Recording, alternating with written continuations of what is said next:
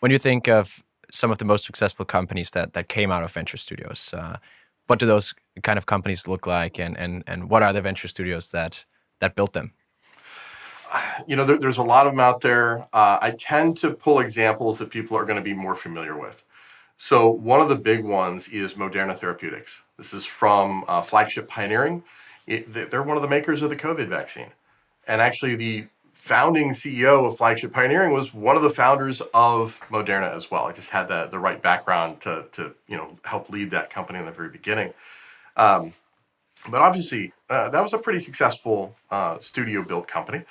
In the tech space, a lot of folks know Snowflake, and Snowflake came out of Sutter Hill Ventures. Very interesting founding story.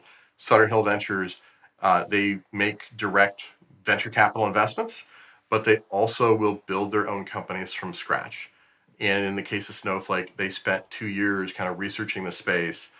They saw an opportunity that would really play out over the next decade, and they said, okay, well, how do we build the right thing? We know where the trends are going. Who are the right people to partner with? They spent a lot of time figuring that out before they found the right team to work with, and made that first investment.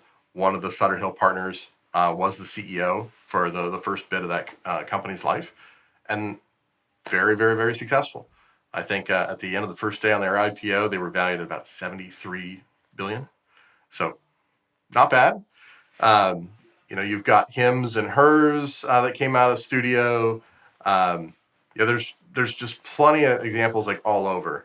The you know there are some examples I'm still looking for, Hmm. um, and it's in part because they're not as well known. So there's some studios that build cash flow businesses, Yeah. and those businesses were very successful.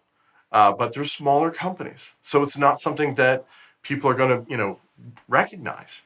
But there's some great examples of those companies locally, and I've seen that strategy play out in at least three other countries. So I know it works, and I know it works really well.